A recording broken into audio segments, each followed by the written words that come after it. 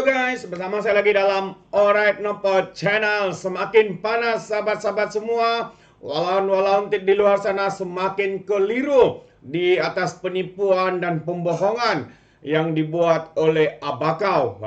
Itu dia. Ya, isu berkaitan dengan Felda. Ya, ramai yang mengatakan kononnya Abakau lah yang membuat melupuskan hutang itu, tapi sebenarnya poinnya di sini apa yang kita coba sampaikan adalah dia berjanji untuk melupuskannya, tapi tidak membayar ya hutang itu. Itu masalahnya sahabat-sahabat semua. Sehingga hari ini, Datuk Seri Perdana Menteri yang ke-10 mengambil peranan ya untuk kegagalan membayar hutang yang dijanjikan oleh Abakau ini, sahabat-sahabat semua ya. Tidak ada satu dokumen beliau tanda tangan dan sebagainya untuk membayar hutang dan sebagainya. Jadi ini sebenarnya memberikan kesan buruk kepada Felda, dan jika tidak ditangani ya, Felda mungkin akan muflis atau bankrupt dan sebagainya. Jadi siapa yang terkesan adalah peneroka-peneroka Felda, warga-warga Felda. Jadi malam ini saya mau kita bersama sekali lagi untuk mendengar pencerahan daripada Lokman Adam ya berkaitan dengan isu penipuan ya daripada Abakau ini ya, sudah menipu berani saman pula. Untuk apa? Tutup kegagalan dia. Jadi siapa yang kena bayar hutang? Jadi mari kita tonton sahabat-sahabat semua. Soalan daripada studio tu Ya. Kita pun faham nak dekat PRU atau PRN ni pihak-pihak di sebelah sana memainkan isu-isu ni sebab nak memenangi hati pengundi Melayu. Komen sikit tu. Isu Felda ni sudah pastilah. Kita ada 317 kawasan Felda yang melibatkan 54 kawasan parlimen. Banyak tu. Sudah pastilah sebahagian besar daripada peneroka Felda ni majoritinya ialah orang Melayu. So cerita pasal Felda ni memang dekat di hati orang Melayu. Dan dulu BN dijatuhkan pun ialah dengan hasutan yang dibuat ke atas peneroka-peneroka Felda juga, sehingga kan banyak peneroka Felda lari daripada mengundi Barisan Nasional. Bila dia dapat kerajaan baru di bawah pimpinan Mahathir Mohamad, barulah dia tahu dulu apa yang dia enjoy zaman Datuk Seri Najib satu persatu hilang. Barulah mereka sedar yang mana kaca, yang mana pemata. Tapi hari ini itu semua sudah lambat. Sepatutnya ketika otak masih berfungsi ni, ketika itulah sel-sel otak masih berhubung ni, ketika itulah kita berfikir dulu. Bukan dah terlambat baru nak mula berfikir. Kita pun ingat mereka akan terus berfikir sebab dah terkena sekali 2018. Rupa-rupanya ada 4 juta lebih orang yang masih lagi tak menggunakan apa yang ada di antara kedua belah telinga dia ni. Itu yang mengundi Perikatan Nasional. Itu sebab isu ni very simple, kan?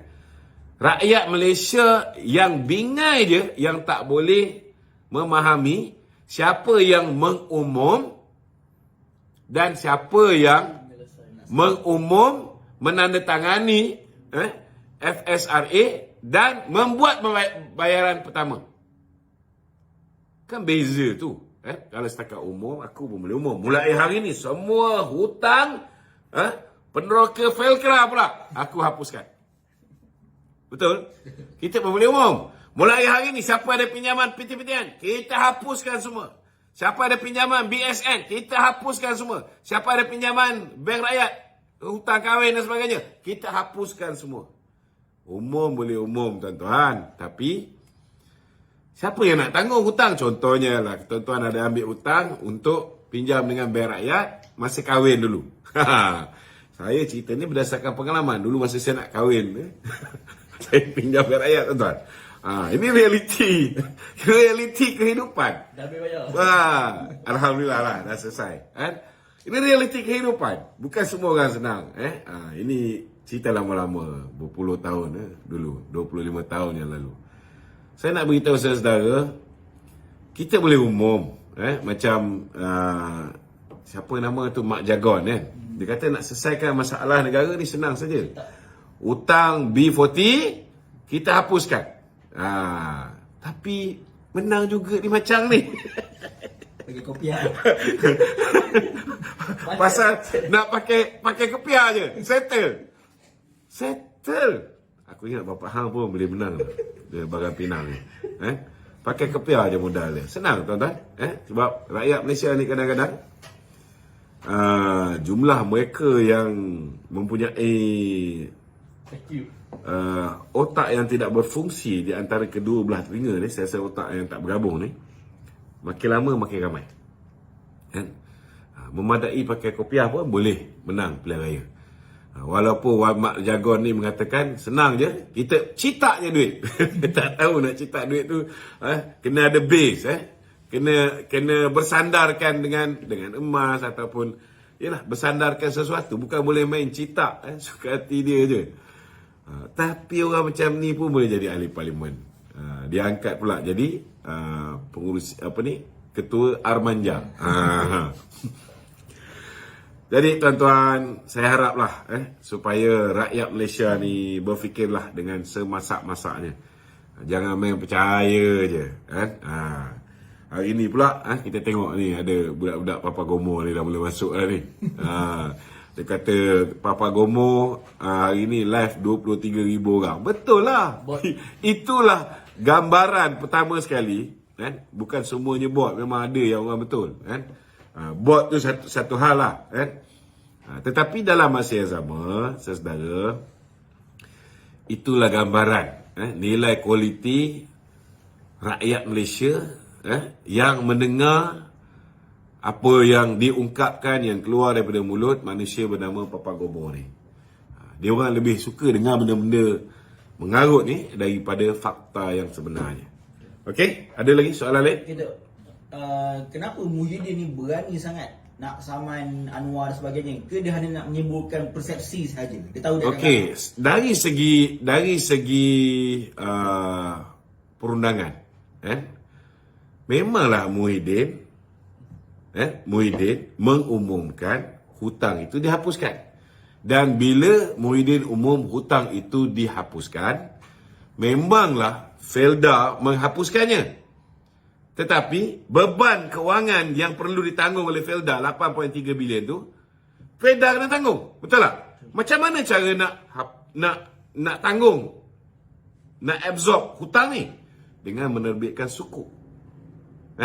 Dengan menerbitkan sukuk. Sukuk ni campur dengan proses pengambil alihan FGV. Dia dah jadi 9.9 bilion sukuk yang diterbitkan. Siapa yang perlu bayar balik sukuk ni? Kerajaan Persekutuan. Ada tak orang yang mengumumkan hutang Felda ni, Muhyiddin Yassin, yang mengatakan hutang Felda ni kita hapuskan? Ada tak dia tanda tangan perjanjian dia mengambil tanggungjawab untuk membayar hutang ni? Tak ada. Ada tak dia membuat pembayaran pertama daripada 10 tahun tempoh bayar balik sukuk ni? Ada tak dia ambil tanggungjawab membayar 990 juta yang pertama? Tak ada. Siapa yang buat benda ni? Datuk Seri Anwar Ibrahim. So, teori dia sebenarnya mengumumkan tu menyebabkan hutang itu Felda lupuskan. Muhyiddin memang umum dan Felda lupuskan hutang tu. So, dari segi on paper, betul lah. Memanglah betul. Hutang tu diumumkan pelupusan oleh Muhyiddin yang menyebabkan Felda bertindak melupuskan hutang. Tapi beban kewangan tu siapa yang tanggung? Felda kena tanggung sehinggalah kerajaan mengambil tanggungjawab membayar. So, siapa yang mengambil tanggungjawab membayar? Itu yang orang tak faham. Yang mengambil tanggungjawab membayar ialah kerajaan Datuk Seri Anwar Ibrahim. Yang tanda tangan FSRA ialah Datuk Seri Anwar. Yang mula membayar 990 juta ialah Datuk Seri Anwar. Bukan Muhyiddin. Itu sebab aku pun boleh umumkan hutang bank rakyat korang semua sekali aku boleh hapuskan. Tapi bila aku dah umum hapuskan, bank rakyat dengar, oh, Perdana Menteri dah ambil tanggungjawab nak hapuskan hutang bank rakyat. Hutang kahwin korang ni semua sekali kita hapuskan. ikut cadangan daripada Mak Jagon. Tapi persoalannya, siapa yang nak kena bayar tu? Takkan bank nak ambil tanggungjawab? Beban. Beban tu mestilah kerajaan yang ambil tanggungjawab. Contohnya, kalau lepas ni seseorang tu jatuh bankrupt, kerajaan mengambil keputusan kita akan lupuskan kebankruptan. Contohnya, siapa ambil tanggungjawab tu? Adakah kerajaan umum, lepas tu bank absorb hutang tu? No. Tidak. Hutang tu still kena settle. Siapa yang settle? Ini kena faham. Tapi tu apa implikasi dia kalau Datuk Seri Anwar tak menandatangani FSRA ni? Kesan dia kepada Felda dan peneroka. Kesannya pada Felda, lingkuplah Felda. Sebabnya Felda kena serve tiap-tiap tahun 990 juta. Dia dah terbitkan sukuk untuk absorb benda tu. Dia bila terbitkan sukuk tu sama macam meminjam. Dia meminjam duit 990 bilion untuk cover kerugian akibat daripada melupuskan hutang. So, sepatutnya orang yang umum tu bayarlah. Faham tak? Sebab bukan Felda yang mengumumkan nak lupuskan hutang peneroka. Yang umumkan Perdana Menteri bernama Nikaji. Jadi Tok, kita boleh rangkumkan di mana Mahidin ni buat keputusan tanpa berfikir. Kita tak kata dia buat, kita tak cakap dia buat keputusan tanpa berfikir. Dia buat keputusan nak melupuskan tetapi tidak ada follow through. Faham tak? Tidak ada follow through. Dia umum, saya akan hapuskan hutang peneroka Felda. Orang pun syok, panggillah dia Abah. Bila orang tahu bahawa dia umum hapuskan, tapi dia tak pun bayar, tak pun tanda tangan untuk ambil tanggungjawab membayar balik sukuk yang diterbitkan oleh Felda. Barulah orang panggil dia Abah kau. Jadi kalau kerajaan tak membantu membayar balik sukuk ni, berkemungkinan Felda akan mengalami kejatuhan yang teruklah. Makin teruklah Felda. Keuangan Felda akan koyak. Dan kalau Muhyiddin masih Perdana Menteri hari ni, lingkuplah Felda. Kalau dia masih lagi Perdana Menteri hari ini, kita pun belum tahu lagi bank negara tu masih wujud ke tidak. Cukuplah dia baik, Mahathir baik. Kita bagi peluang berapa tahun dia orang ni jadi Perdana Menteri, hutang yang Datuk Seri Najib tinggalkan 686.8 billion, which is only around 50.8% from our GDP, against our GDP, tiba-tiba dah jadi 1.5 trilion. Tak nampak lagi ke kemusnahan yang dibawa oleh dua orang tu puaka ni? Body goes on. Atas pengumuman dia 2021 tu untuk hapuskan hutang ni, dia ada efek tak keputusan PRU baru ni tu? Untuk maksudnya orang Felda ni Sudah pasti. Memang ada efek. Orang Melayu ni bagi gula-gula sikit, habis. Dia orang bagi RM350, dia orang bagi RM500 kat Pago, dia orang bagi RM1,000 dekat Larut. Bila dapat duit ni, dia lupa. Dia kena lockdown, pendapatan hilang, jadi susah. Dia terpaksa pula pinjam along, ada yang bunuh diri, dia orang lupa semua. Pilihan raya bagi juga undi kat Perikatan Nasional. Satu lagi yang orang tanya ni, Jason tanya ni tu. Duduk depan sini nak tanya boleh tak? Sebab mengganggu eye contact.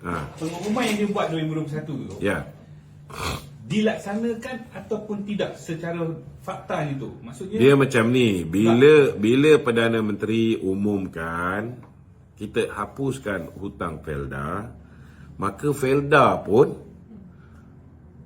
bila dia keluar statement dia, memanglah tak ada hutang tu. Faham tak? So reality dia, memang bila Perdana Menteri umum, Felda dah ada jaminan Perdana Menteri akan bayar, akan tanggung, kerajaan akan tanggung. Maka dalam statement yang dikeluarkan kepada peneroka, dikeluarkan hutang tu. Dah tak ada hutang. Dalam statement dia orang lah. Kalau pada ketika itu 2001 lepas Perdana Menteri mengumumkan, Felda mengambil pendirian selagi Perdana Menteri tak mula tanda tangan FSRA, selagi Perdana Menteri tak mula membayar sukuk ni, kita takkan apa ni, Buang hutang. takkan lupuskan dulu. Kita tunggu. Maka bila dapat je statement, peneroka akan mengamuk. Perdana Menteri kata dah hapuskan hutang ni, tapi kenapa ada dalam statement? Maka terpaksalah Felda ni pun kita yang lantik, kerajaan yang lantik, Muhyiddin yang lantik. Betul tak? Kenalah ikut. Dan Menteri dah umum, dia ambil tanggungjawab. So maksudnya tu dalam setahun ni, dari 2001 ke 2022 tu, Dia tak buat apa? Felda mengalami kerugian lah tu. Sebab nak cover tu. Felda memang menerbitkan sukuk. Tapi sukuk ni bila diterbitkan, dia ada tempoh 1 tahun baru dia kena bayar balik. Faham tak? Ni kena faham. Okey? Okey. Tu. Tadi tu ada Itu dia sahabat semua pencerahan daripada Lokman Adam ya berkaitan dengan isu hutang Felda yang kononnya sudah diumumkan oleh Abakau. Sebenarnya memang dia umumkan, itu kita tidak boleh nafikan. Dia umum ya, lepas itu kalau maksudnya seperti mana yang diterangkan dari Lokman, kalau dia sudah umum, maksud dia kena bertanggungjawab untuk membayar hutang itu. Sebab takkan lupuskan begitu saja. Siapa yang kena membayar? Ya takkan Felda yang mau membayar. Sedangkan ya yang mengumumkan itu bekas Perdana Menteri ini, Muhyiddin Yassin, sahabat semua. Tetapi ya sehingga 1 tahun, sehingga mereka tumbang, ya tidak ada satupun bayaran yang dikenakan. Sedangkan hakikatnya mereka berjanji untuk membayar selama 10 tahun dengan bayaran hampir 1 juta. 990 juta begitu dalam masa setahun, tapi ya tiada tindakan susulan pembayaran seperti mana yang diterangkan oleh Lokman Adam, sahabat-sahabat semua. Ya, dia cuma masa itu mungkin kerana terdesak untuk melakukan undi, beliau umum, tapi tidak ada pelaksanaan. Akhirnya siapa yang rugi? Felda itu sendiri, sebab hutang yang dilupuskan itu sepatutnya kena ada yang membayar. Siapa yang harus membayarnya? Kepada individu sebagai Perdana Menteri ketika itu yang harus bertanggung jawab, yaitu kerajaan. Tetapi malangnya tidak ada satupun ya agreement desain dan sebagainya untuk membayar sehinggalah hari ini, dan sehinggalah Datuk Seri Anwar Ibrahim mengambil keputusan untuk membayar, ya, mensign dokumen itu, dan bayaran pertama telah pun dibuat, sahabat-sahabat semua, 18 hari bulan Julai 2023. Jadi ini tindakan pantas untuk menyelamatkan Felda daripada kegagalan kerajaan sebelum ini. Itu dia. Mungkin ramai juga yang tidak tahu ataupun sengaja tidak mau tahu kerana sudah termakan nasi kangkang, sahabat-sahabat semua. Jadi sampai di sini saja. Sekiranya sahabat semua juga mau memberikan sebarang komen, Anda boleh berikan komen Anda dalam ruangan komen. Tapi ingat, komen dengan cara berhemah. Jangan menjadi seperti walan-walan, lebay-lebay dan juga geng sapu bersih. Ya, apabila mereka memberikan komen penuh dengan hasutan, kebencian dan juga fitnah melampau. Sepertinya mereka tidak punya otak, mungkin karena otak mereka tertinggal di dasar Laut Cina Selatan. Alright, sampai di sini saja. Izinkan saya untuk mengundurkan diri, dan seperti biasa peribahasa mengatakan, tak apapun kangkap 2 tahun keinginan. Dalam bahasa Melayunya, tepuk dadah, tanya selera. Sekian saja pada Orang Nampak Channel. Kita berjumpa lagi dalam info dan update yang seterusnya. Sekian. Bye-bye.